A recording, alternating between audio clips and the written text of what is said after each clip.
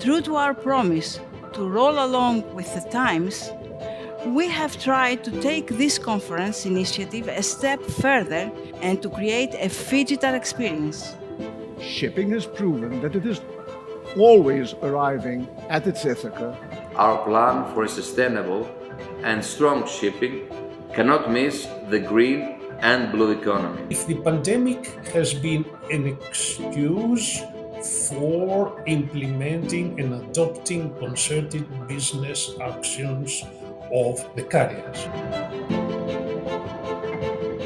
Important side of shipping is its contribution to the world trade and the transportation of commodities and people.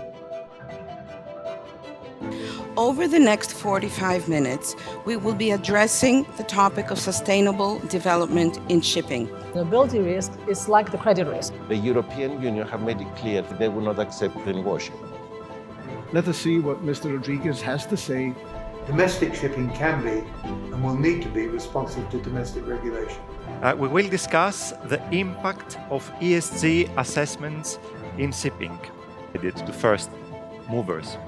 Sure. The accuracy of the data is number one priority. Decarbonization is a huge task that cannot be taken only by ship owners and ship managers.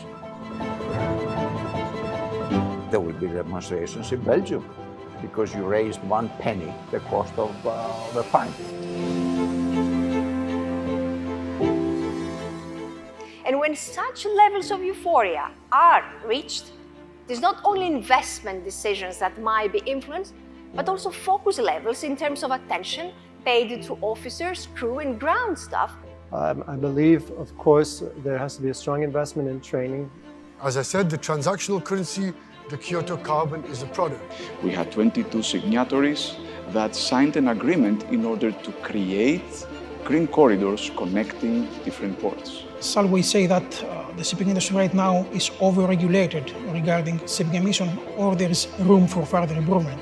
But we need also the fuels available at international level. It is my pleasure and honor to introduce to you a sea captain and a space captain.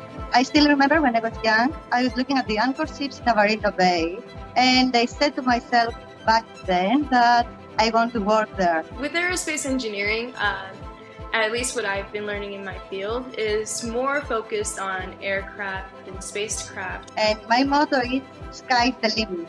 So let's find the limit. I'm on board with you. Emission considerations, decarbonization process.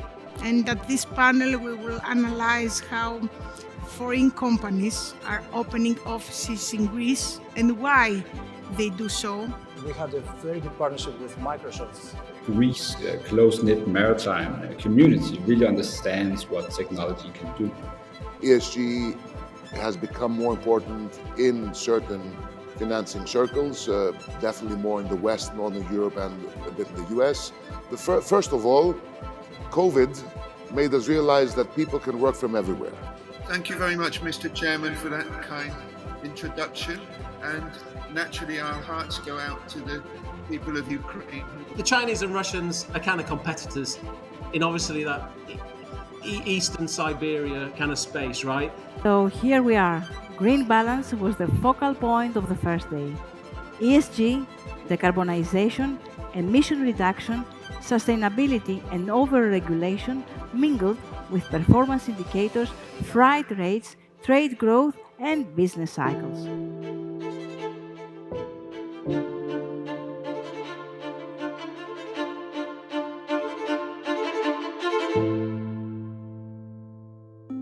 Today is the day of yellow innovation and data ports. Please join us for a number of sessions for the parallel conference on data ports.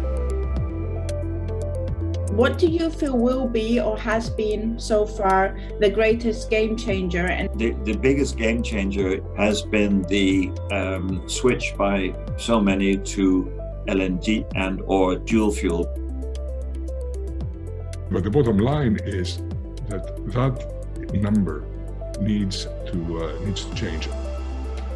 The main difference was that the environment was completely different. communication, internal and external. Today we have the pleasure to talk about technology and the enabler of a digital transformation in shipping industry. Your security is only as good as your weakness point. The best door lock in the world will not save you if you leave your windows wide open. In the world of cybersecurity, your opponents are invisible. So I will say that one key thing is that technology is the enabler. Methane, CH5, we've got too much carbon in that. So yes, we're working in that direction. Change was driven by a commercial reality. Now there are a whole host of factors that we need to create the opportunity. So our panel is entitled Myths and Truths, and we discussed very openly because we are like this here. The point is that what we want is to become a key growth drive. Transparency is a big part of our life. Now things are changing. What Load Line Marine does in order to comply with the new regulations? What changes and shifts do you see in the way that you are approached by your clients? Good afternoon, ladies and gentlemen, and welcome to the Amitech panel discussion on cyber. Yes. It's not a problem of the lock, it's a problem I didn't close the door. If you like, a cyber-free pratique for the vessels. The pace of challenge in our years is indeed very fast.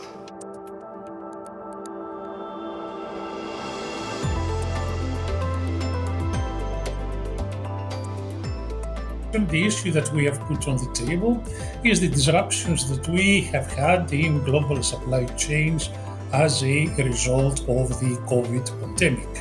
Certainly, energy prices where they are will be encouraging and perhaps accelerating that process. Russia and Ukraine are too important to the global shipping markets, and again, no one wants Russia's people or its seafarers to be punished for something that is not really their fault. So these are the main categories in the marine industry. As we head towards decarbonization, the bunker sale process has become more sophisticated and efficient, and at the same time, consumer buying power has shifted from the end user to the middleman. These are the critical things. We have to have people paying on time. Your particular field might come up with ESG productive solutions. I know a lot of companies in the shipping community in Greece and in Cyprus who not only maintain environmental compliance, but actually exceed it.